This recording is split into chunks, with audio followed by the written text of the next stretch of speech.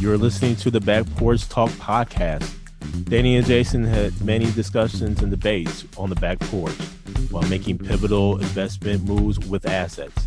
That's right, with trading cards. They welcome you to the back porch and right into those discussions about current sports news with a fresh and unique twist. So come on and join us.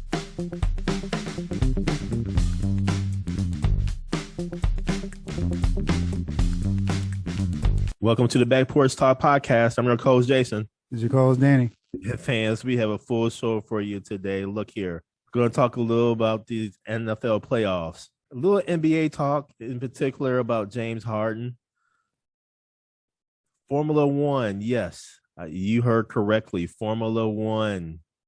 And we have an intriguing trading card scenario. But first, Danny, we're going right into the NFL playoffs. Oh, boy.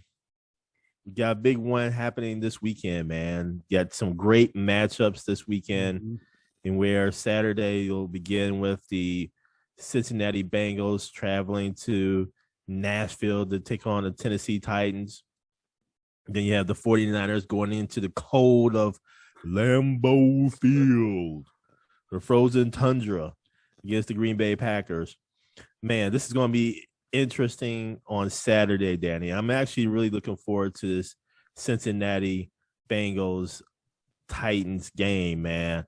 The Cincinnati's offense is is on fire.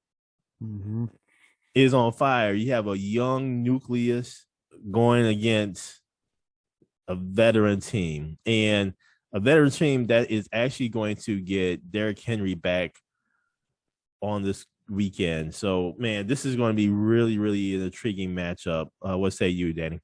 This game should be very intriguing. It's supposed to be cold in Nashville this weekend. So that may favor the Tennessee Titans in their ground game with King Henry coming back. And he hasn't played in a while either. So you know he's looking to put some licks on some cats. So I'm curious to see how this goes, man, because Cincinnati is more of an air show team. And if that ball's slippery and a lot of these guys haven't played in these elements before, and with the pressure, I'm curious how they respond. I just think that it favors Tennessee, but the way Cincinnati's been playing, man, I wouldn't be surprised if they upset them. Really high on Cincinnati, actually, Danny. I'm high on Tennessee for this going back in the day. I'm high on Tennessee too, but man, there's something about Cincinnati. I think Cincinnati is a team that is going to be there for a while. When you have the likes of Burrow and Jamar Chase, that combination is eerie familiar to that of what the Colts had back in the day with Peyton and Marvin.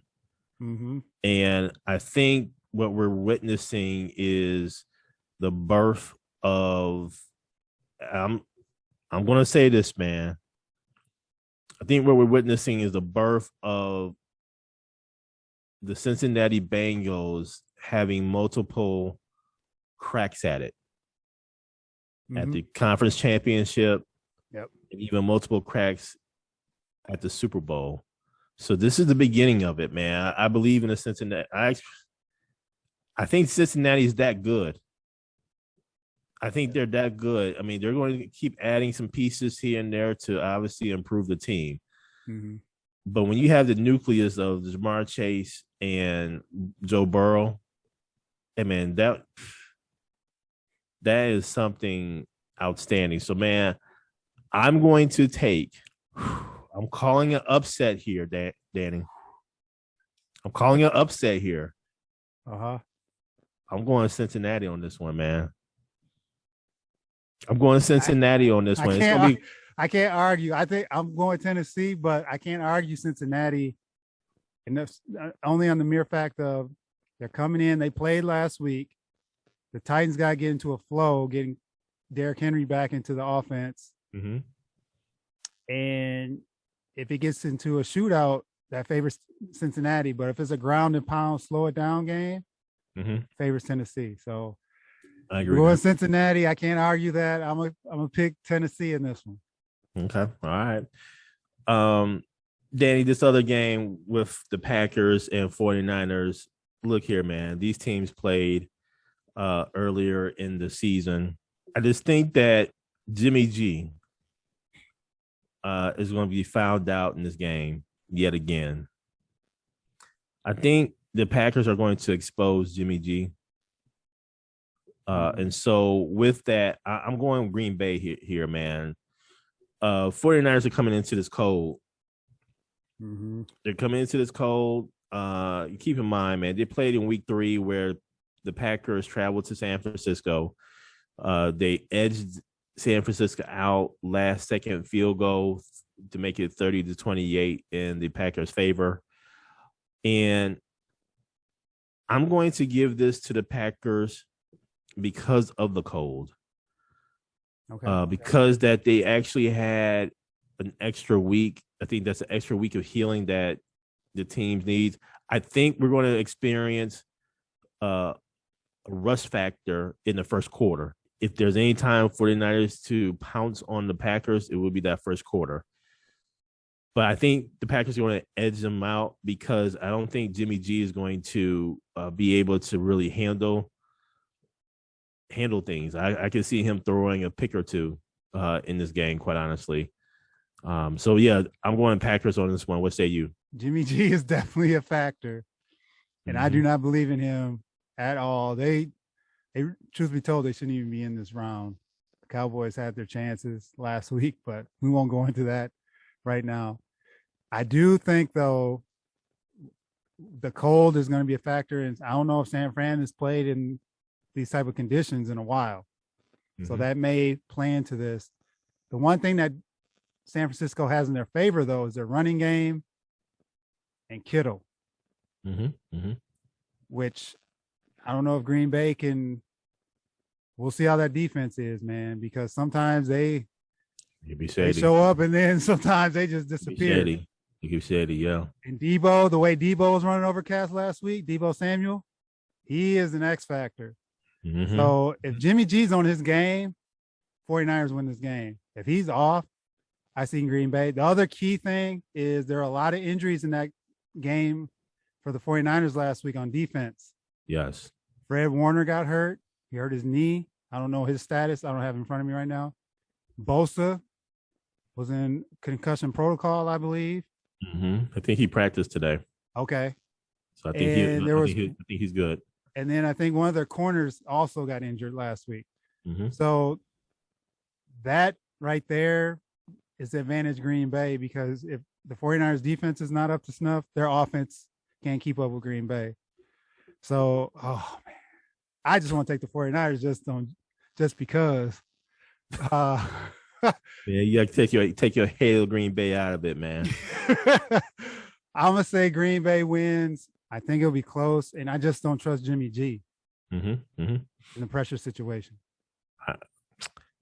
Sunday's games are just as intriguing, man.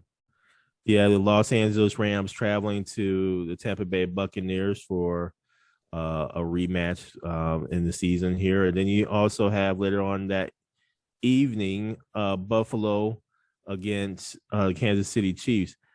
Danny, these are some great games too, man. These are some great games, man.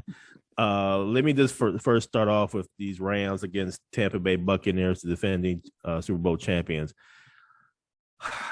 Tampa Bay has so many injuries.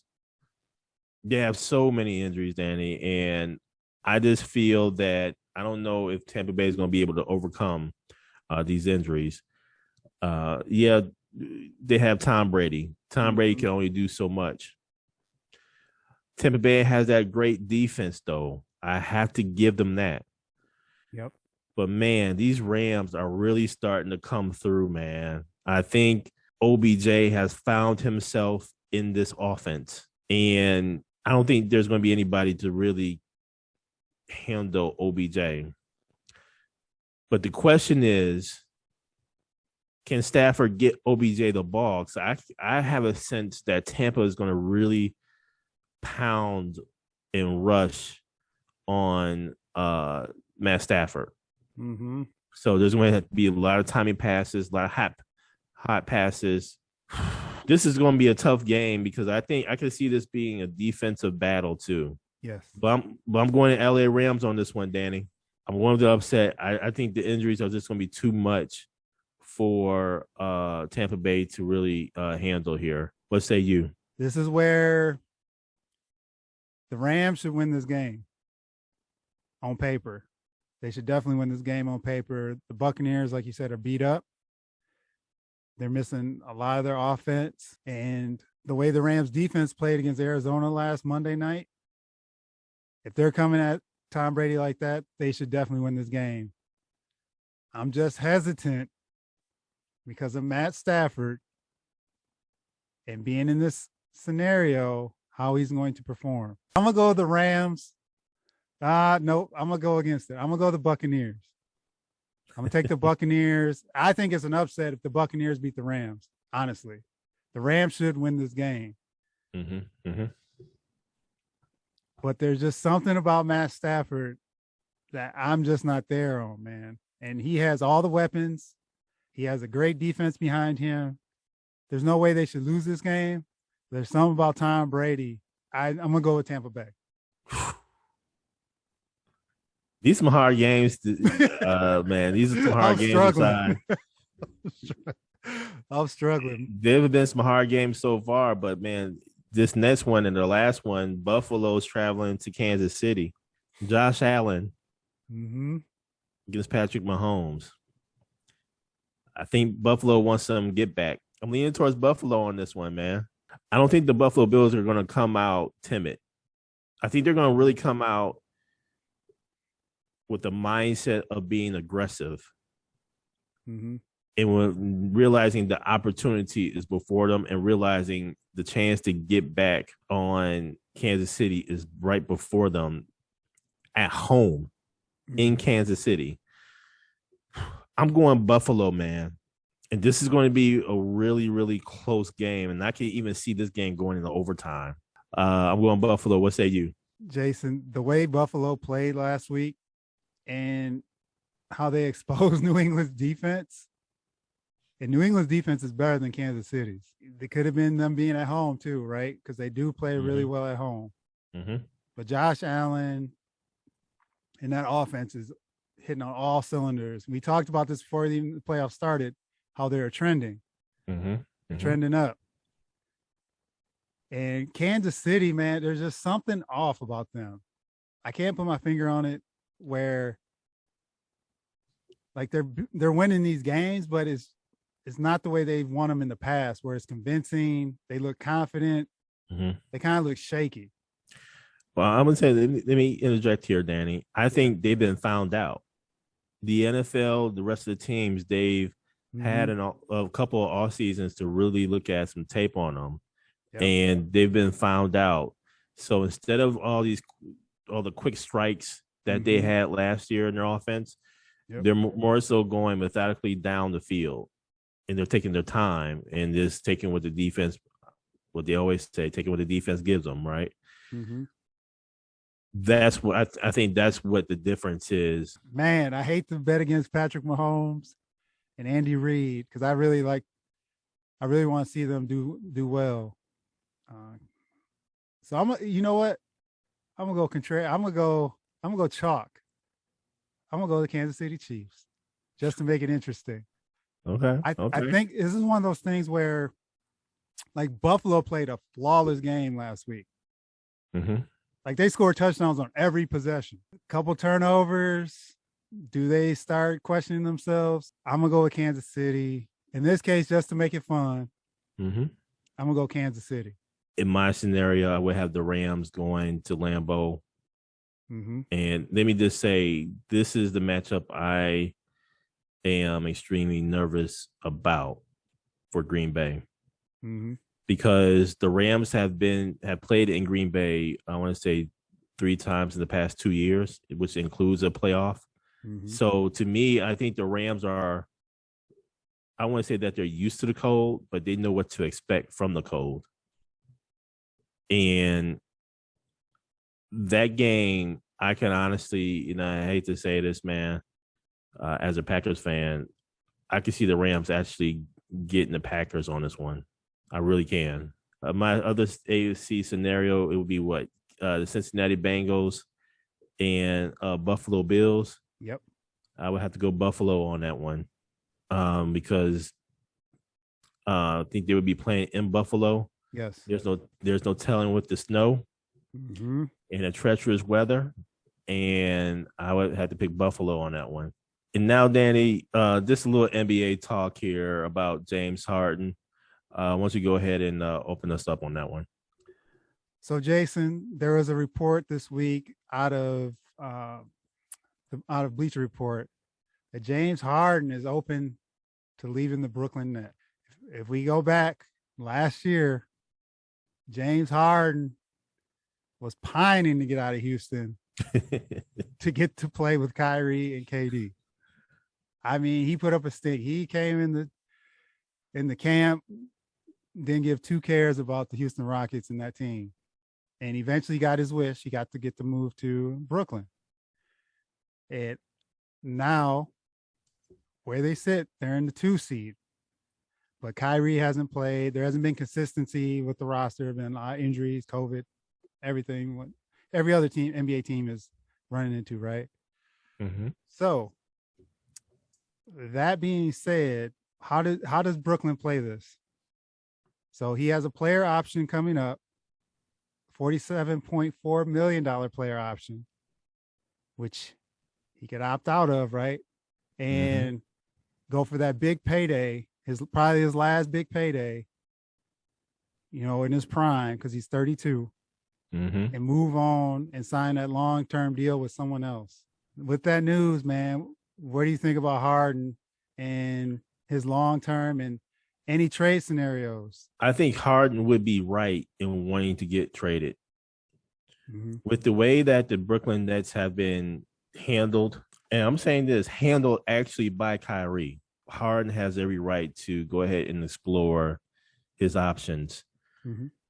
And there's no telling about Kyrie in terms of what he's going to do. Because here's the other thing about it, Danny. We don't know if Kyrie's going to get this vaccine. And we don't know how long really he's going to be out of home games. I mean, let's just think about this for a moment. Here you have Kyrie, who is getting paid $34.9 million this year, and then is scheduled to get paid $36.5 million next year on a player option. He's going to take that because nobody else in the NBA really wants Kyrie. Let's just be real. They don't want the headache. And so I believe that for 41 road games, Kyrie's going to be good. But those home games, the extra stress on James Harden and his body at what age? 32? And the extra stress on Kevin Durant's body at age 33? Man, I don't blame James. I really don't. In terms of the trade scenarios that's out there, I mean, I've heard some, like you said, like you had alluded to, 76ers are out there. I don't see the 76ers making that trade. And I don't think the Brooklyn Nets would actually accept that trade because they're in the same conference, let alone the same division. So I don't see that trade between those two teams actually happening. I see Harden goes back out west. But Harden going to have to do something different, especially over the offseason, man. He can't be coming into the NBA season out of shape.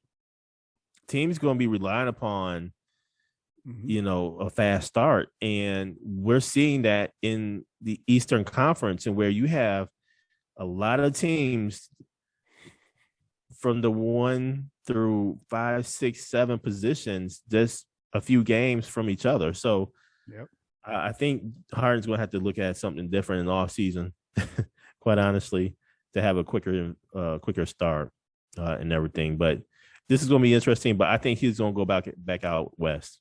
If LA, I'm talking about the Lakers. No. Oh my God, boy! If they can make a Russell Westbrook James Harden trade, whoo! I would do that, man. Because the only reason I say it is because they have comparable contracts. I know the Nets wouldn't take Russell Westbrook, but wouldn't that be nice? You get him out west, you get him out in LA. I know another place he wanted to go last year was Miami. They're too loaded, man. Yeah, that's a lot of contracts right there. Yeah, so there would have to be a blockbuster deal there if you were to go to somewhere like Miami. Everything points to Philadelphia. I know what you mentioned about the conference or the division, but Daryl Morey is there. He's familiar with Daryl Morey. It would make sense because you have someone like Ben Simmons who doesn't want to be in Philadelphia to make that move. I'm very curious how this plays out, and if Brooklyn makes a move, they may just hold tight and just say, "Hey, we'll roll with it." But I think if you have an opportunity to move him, just based on how the whole Kyrie situation, and you can get some type of capital back, that's the move to make. But they may just take this run at it one last time and then let the cards fall where they may, and go into the offseason and see how that goes. And now, Danny, into an interesting story here about Formula One. And fans, please go back to one of our previous podcasts regarding Formula One, in particular, the last race that happened in Formula One season that determined the world championship and in particular, that last lap. So please refer to our previous podcast. But man, Danny, listen, Formula One has come out with an announcement indicating that they're going to showcase the investigation into last year's last race, title deciding race in Abu Dhabi Grand Prix, in where Max Verstappen beat out Lewis Hamilton in that final lap. And there was huge controversy. And fans, for those that don't know, listen, Sir Lewis Hamilton was actually going for a record-breaking number of world championships in the sport, in where he would have exceeded Michael Schumacher's number of titles, which is 7 currently right now. Lewis Hamilton, had he won, in my opinion, he did win, would have received number 8.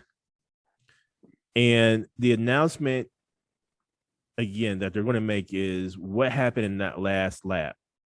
A full-blown investigation has happened. But here's the jacked up thing about it, Danny. They're going to make this announcement about this investigation, not today, not yesterday, not when the race actually happened back in December. They're going to wait until March 18th, which is 2 days before the start of the 2022 season. That is some jacked up stuff, man. And here you have Sir Lewis Hamilton. He hasn't really said a whole lot in their off season. He hasn't been on social media. He's just been pretty quiet. And word on the street is he's contemplating not even racing any longer. He's contemplating getting out of Formula One. And for Formula One to wait to make this announcement on March 18th, man, that is shady as all get out. It's a travesty, actually. That is some shade. Fans, we know that in the NBA, at the end of 2 minutes, if there's a jacked up call that a referee makes, the NBA comes back out the next day with a report indicating basically that, they messed up the call, or this was the right call if it's a controversial call. The next day. Now, there's nothing too much that the teams can do. They can, contest and probably try to get that game back, but that never really happens. If you've done an investigation And they did actually do an investigation back then when it actually happened. Mm-hmm. And the Mercedes team actually filed that they wanted, investigation to happen. The Formula One came back, said no, everything was good. But there's another investigation happening. Come on, man. This is some dirty stuff going on here at Formula One. And how I found out about this particular article is because I have been really, really waiting for a Formula One season. I have never watched a Formula One season. Yeah. But this last race, I want to see Sir Lewis Hamilton get some get back. Mm-hmm. I think it's gonna be some vengeance like we've never seen before, not only by Sir Lewis Hamilton but by Mercedes themselves. Like I think they're in the lab cooking up a whole lot, stuff with the engines. Listen, I am ready to watch some Formula One, but I will not watch if Sir Lewis Hamilton is not racing. Yep. And I will not watch if this investigation is shady. Mm-hmm. We all seen it. Sir Lewis Hamilton should have won that race based upon the technicalities, based upon the rules. Yeah. Can't change the rules in the middle of the game. Yep. That's so jacked up. So I'm looking forward to this ruling, even though it's jacked up that's in March. What say you, Danny? It's a drama buildup, honestly. Yeah, it is. It's a drama buildup to release more viewers. This investigation, put some eyes on the sport, depending on how this all shakes out. And it's been rumored that Sir Lewis Hamilton may step away, depending on what comes out of this investigation. For them to do him like that and then string him along for this too, in the heat of the moment, get played on the rules to cost him his 8th championship, and then string him along in this ordeal through a couple months right before the season to release those results. So I just hope they rectify the situation when this comes out to, call out what everyone got to see live, and that he gets to participate in the upcoming 2022 season in Formula One, because he deserves it, man.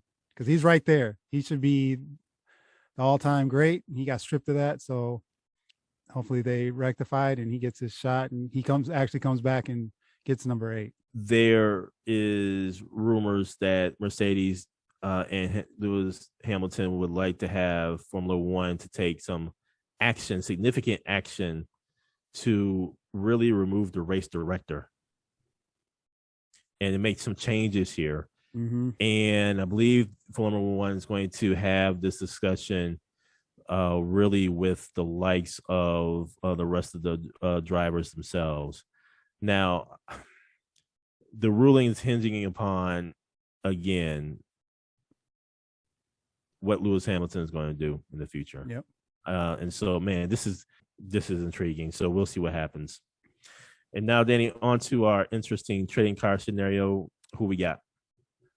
Well, Jason, tonight's trading card scenario is Jamar Chase's 2021 Panini Donruss rated rookie card for Odell Beckham's 2014 Topps rookie card. A couple quick bios. Jamar Chase was the 5th overall pick by the Cincinnati Bengals in 2021 out of LSU. He did sit out a year to prep for the draft. He made the Pro Bowl, currently 81 receptions, 1,455 yards, 13 touchdowns. And Odell Beckham, 12th overall pick by the New York Giants in 2014 out of LSU, 3-time Pro Bowler, 2014 Offensive Rookie of the Year, 504 receptions, 7,000 plus yards, and over 50 touchdowns. Who would you take?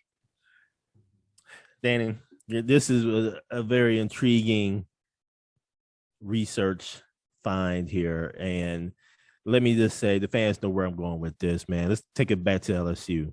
Let's take it back to LSU for Odell Beckham, and where he had some modest numbers. I mean, some great numbers. Don't get me wrong. He wrapped up his career at LSU with 2,340 yards. That last season, he had 1,152 yards for 8 touchdowns. But man, I have to just take it back to Jamar Chase in his last year at LSU. Man, something to behold. He had 1,780 yards and 20 touchdowns. That's a third of the touchdowns that Joe Burrow had. He ended up throwing it to Jamar Chase. Yep. So much so in where Cincinnati Bengals went ahead and drafted Jamar Chase. They obviously realized, let's keep these two together. And as a result, you gave the stats for Jamar Chase and everything for his his rookie year. 1,455 yards, 13 touchdowns, man. Come on, man. Odell Beckham Jr., his rookie season was a phenomenal season. Phenomenal season, Danny. Who can forget the one-hand catch Sunday Night Football against the Dallas Cowboys? Man, that got played over and over and over again. There's multi-millions of views of that particular catch. In Odell Beckham Jr.'s career, he's had so many different quarterbacks. Some good, some not good. More so leaning on the not so good, or they didn't know how to deliver the ball to him at certain spots. And then, of course, he had an injury there with the ACL. What I'm seeing out of Joe Burrow and Jamar Chase, the consistency, no issues. And earlier in the show, I said that Cincinnati has something going on here. Let me ask you this, Danny. Yep. Do you feel that OBJ is a Hall of Famer? No. I don't either. I think even if he gets a title, I don't know if he's a Hall of Famer. He's going to have to put up some more numbers for a few more years to be considered a Hall of Famer. Yes, I agree. But I will tell you, I believe Jamar Chase is going to be a Hall of Famer. As long as Joe Burrow stays healthy and those two stay together, as long as they both stay healthy and those two stay together, he's going to be a Hall of Famer. I think so much so, and I told you, this combination is eerie familiar to the likes of Peyton and Marvin. Yep. Jamar Chase is going to be a Hall of Famer, man. And with that, I'm going to pick Jamar Chase. Jason, so for those of you who did not see Jamar Chase's game against Kansas City this year, where he had 11 catches for 266 yards and 3 touchdowns, which was a clinching game, too. It wasn't like they were playing Jacksonville or the Lions. This was a big game for Kansas City because that cost Kansas City the number 1 seed. So they had something to play for. And this brother went out and put up 266 yards. Ended up breaking Justin Jefferson's rookie record, 1,400 yards in a season. Give me Jamar Chase's rookie card, man. I don't even have to go into this. His trajectory at this point in time is through the roof. It's through the roof, man. It's based on right now, currently, I want that card in my portfolio. Yep. And like you said, Joe Burrow's coming to his own after that injury, that nasty injury he had last year. And they have a nice supporting cast, too. It's not like it's just Jamar Chase. T. Higgins is no slouch. There you go. Said this before. Higgins is he's right up there with Jamar Chase. He's a good, he's a low key player. He does his thing. Tyler Boyd is a good player. Joe Mixon. So it's all coming together for Cincinnati, which kind of scares me this weekend going to for my pick with Tennessee. But that being said, give me Jamar Chase's card. Thank you for joining us at Back Porch Talk Podcast. You can also join us on Twitter by tweeting us at @back_podcast. For more information, you can go to our website, which is backporchtalkpodcast.com. You can also email us at backporchtalkpodcast@gmail.com. Again, thank you for joining us, and remember that there's enough hate in the world, so go ahead and spread a little love.